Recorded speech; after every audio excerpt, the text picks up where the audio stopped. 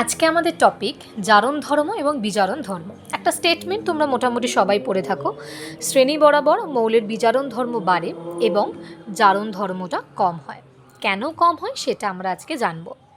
দেখো, জারণ ধর্ম এবং বিজারণ ধর্মের ট্রেন্ড পড়ার আগে যদি তোমরা জানতে পারো যে জারণ ধর্ম বলতে আমরা কী বুঝি আর বিজারণ ধর্ম বলতে আমরা কী বুঝি, তাহলে পড়াটা অনেক বেশি ইজি হয়ে যায়। আমি ছবি এঁকে বোঝানোর চেষ্টা করছি। প্রথমে জারণ ধর্মটা বোঝাই। দেখো, জারণ ধর্ম মানে হচ্ছে আমি অন্যকে জারিত করব, আমি অন্যকে জারিত করব।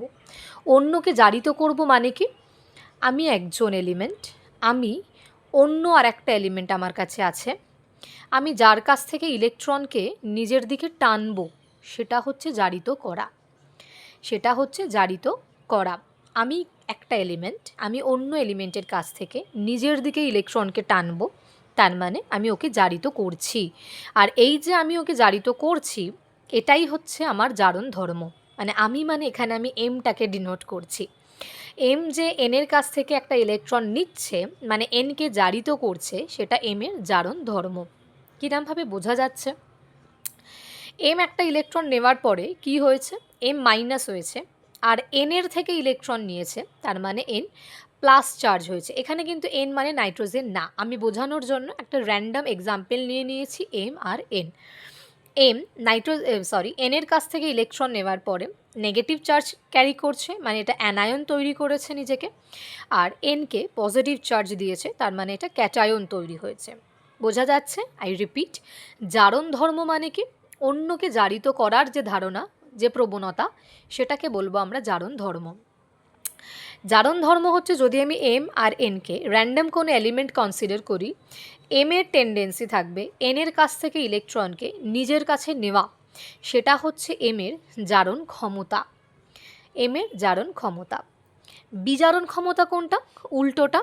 ধরো আবার আমার কাছে এম আর এন আছে, এক্ষেত্রে যদি এম নিজে থেকে একটা ইলেকট্রন এনকে দিয়ে দিচ্ছে, তখন হয়ে যায় এম এর বিজারণ ক্ষমতা। কেন বিজারণ ক্ষমতা? এম ইলেকট্রন দিয়ে দিচ্ছে মানে নিজেকে ক্যাটায়ন করছে, আর এনকে দিচ্ছে মানে এনকে অ্যানায়নে তৈরি করছে, এনকে বিজারিত করছে, নিজেকে জারিত করছে। প্লিজ গুলিয়ে ফেলো না, টপিকটা অনেকের কাছেই খুব পাজল হয়ে যায়, বাট একদম সিম্পল ওয়েতে ভাবো। ধর্ম মানে যে কাজটাও করছে সেটাকে তার দ্বারা ধর্ম বলছে এখানে। এম ইলেকট্রন নিচ্ছে মানে অন্যকে জারিত করছে, সেটা এমের জারণ ধর্ম। এম নিজের ইলেকট্রনটা এনকে দিচ্ছে, অন্যকে বিজারিত করছে, সেটা এমের বিজারণ ধর্ম। ক্লিয়ার? I guess clear. এবার একটা কথা বলো, যদি আমরা পর্যায়গতভাবে বাদিক থেকে ডান দিকে যেতে থাকি, তাহলে কি হয়? আমার কাছে আকারটা ক্রমশ ছোট হতে থাকে, তাই তো?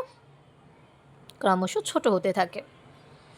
এবার এখানে ইলেকট্রনটা যে ফোর্স অফ অ্যাট্রাকশন দ্বারা আটকে আছে, এর ক্ষেত্রে ইলেকট্রনের ওপর বা বলা যেতে পারে যোজ্যতা কক্ষের ওপর নিউক্লিয়াস যে অ্যাট্রাকশন ফোর্সটা কাজ করছে নিউক্লিয়াসের, সেটা অনেকটা বেশি স্ট্রং হয়ে আছে, অনেকটা বেশি অ্যাট্রাকশন ফোর্স কাজ করছে। এই যোজ্যতা কক্ষপথটাকে নিউক্লিয়াস তার কাছে অনেক জোরে আটকে রেখেছে, কাছাকাছি আটকে রেখেছে, আকার ছোট, ডিস্টেন্স ছোট, সেই জন্য ফোর্স অফ অ্যাট্রাকশন বেশি। গত দুটো ভিডিওতে আমি এইসব নিয়েই আলোচনা করেছি, আশা করছি তোমরা বুঝতে পারছো।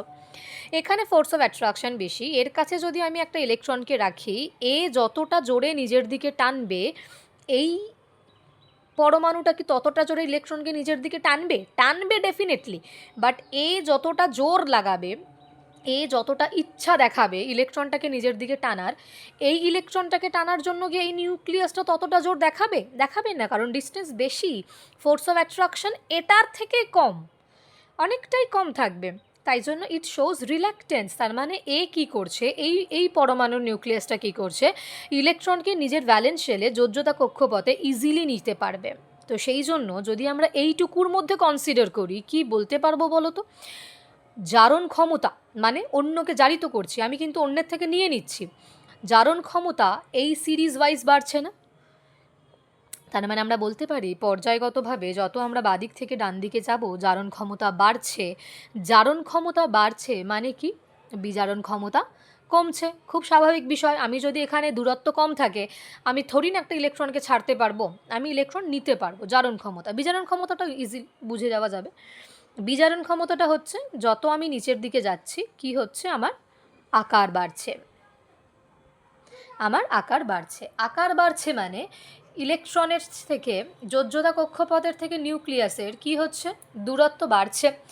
যোজ্যতা কক্ষপথ আর নিউক্লিয়াসের দূরত্ব বাড়ছে মানে এটা খুব লুজলি বাউন্ড হয়ে আছে, হালকাভাবে আটকে আছে। এটা হালকাভাবে আটকে আছে মানে এটা ইজিলি রিলিজ হয়ে যেতে পারবে, এই ইলেকট্রনটা খুব তাড়াতাড়িভাবে বেরিয়ে যেতে পারবে। ইলেকট্রন তাড়াতাড়িভাবে বেরিয়ে যাওয়া মানে কি, কোনো মেটাল থেকে ইলেকট্রন বেরিয়ে যাচ্ছে, কোনো পরমাণু থেকে ইলেকট্রন বেরিয়ে যাচ্ছে, তার মানে ও নিজেকে প্লাস করছে, আর যাকে দিচ্ছে তাকে কি করছে, মাইনাস করছে। তার মানে এর বিজারণ ক্ষমতা অনেকটা বেশি, অন্যকে বিজারিত করছে, সেই জন্য এর বিজারণ ক্ষমতাটা অনেকটা বেশি। তাহলে ওপর থেকে যত নিচের দিকে নামবো আকার বাড়ছে, পরমাণুর আকার বাড়ছে। নিউক্লিয়াস আর যোজ্যতা কক্ষের মধ্যে ফোর্স অফ অ্যাট্রাকশনটা অনেকটা কম হচ্ছে, ইলেকট্রন ইজিলি বেরিয়ে যেতে পারছে। ইলেকট্রন ইজিলি বেরিয়ে যাওয়া মানে মৌলের বিজারণ ক্ষমতা বাড়ছে, আর বিজারণ ক্ষমতা বাড়ছে মানে জারণ ক্ষমতা কমছে। আশা করছি তোমরা বুঝতে পারছো। তো যদি তোমাদেরকে পরীক্ষায় বলে তোমার কাছে ফ্লুরিন আছে, ক্লোরিন আছে, ব্রোমিন আছে, আয়োডিন আছে, এইগুলোর মধ্যে কার জারণ ক্ষমতা বেশি, কার বিজারণ ক্ষমতা কম, বলো দেখি। এইটা, তাই তো? আয়োডিনের জারণ ক্ষমতা বেশি, ব্রোমিনের জারণ ক্ষমতা কম, তারপরে ক্লোরিন আর ফ্লুরিনের তো জারণ ক্ষমতা একদম কম, তাই কি? একদমই নয়, এটা ভুল। তাহলে কোনটা ঠিক? Fluorine greater than chlorine, greater than bromine and greater than iodine. জারণ ক্ষমতা বলেছে, জারণ ক্ষমতা মানে অন্যকে জারিত করার ক্ষমতা। ফ্লুরিনের সাইজ ছোট না, সাইজ ওয়াইজ আগে ভাবো, যার সাইজ ছোট তার জারণ ক্ষমতা বেশি। জারণ ক্ষমতা মানে কি, আমি টানবো অন্যের ইলেকট্রনকে, নিজের দিকে টানবো। আর টানতে আমি কখন পারবো, আমি তো একা পারবো না, আমার নিউক্লিয়াসের ফোর্স অফ অ্যাট্রাকশনের সাহায্য চাই। যদি আমার কাছে নিউক্লিয়াসের ফোর্স অফ অ্যাট্রাকশন স্ট্রং হয়, তবেই আমি আমার ভ্যালেন্স শেলে একটা ইলেকট্রনকে নিয়ে আসতে পারবো। তো আমরা কি জানি, এগুলো কোথায় অবস্থান করছে? গ্রুপ 17। কী মৌল? হ্যালোজেন মৌল। সাইজ ওয়াইজ অবশ্যই ফ্লুরিনের সাইজ ছোট হবে, ক্লোরিনের সাইজ তার থেকে বড় হবে, ব্রোমিনের সাইজ তার থেকে বড় হবে, আয়োডিনের সাইজ তার থেকে অনেকটা বড় হবে। তো ফ্লুরিনের সাইজ ছোট হওয়ার কারণে কি হবে, এর জারণ ক্ষমতা অনেক বেশি হবে, তাই তো? আর তারপরে আয়োডিনের সাইজ সব থেকে বড় হওয়ার কারণে জারণ ক্ষমতা ততটাই কম হবে, বিজারণ ক্ষমতা বেশি হবে। আশা করছি ক্লিয়ার। যার বড় সাইজ তার বিজারণ ক্ষমতা বেশি, ইলেকট্রন ইজিলি দিয়ে দিতে পারবে, অন্যকে বিজারিত করতে পারবে। আর যার সাইজ ছোট সে ইলেকট্রন ইজিলি নিতে পারবে, অন্যকে জারিত করতে পারবে। এম নিজেকে মাইনাস করবে, এনকে প্লাস করবে, জারিত করবে, সেই জন্য জারণ ক্ষমতা বেশি। Thank you. কোথাও বুঝতে অসুবিধা হলে প্লিজ জানিও কমেন্ট সেকশানে, আমি অবশ্যই তাহলে মানে নেক্সট ভিডিওতে তোমাদের ডাউট ক্লিয়ার করে দেবো। আর আশা করছি সবাই খুব ভালোভাবে পড়াশোনা করছো। আজকের মতো এইটুকুই, নেক্সট ক্লাসে দেখা হচ্ছে নতুন কিছু টপিক নিয়ে।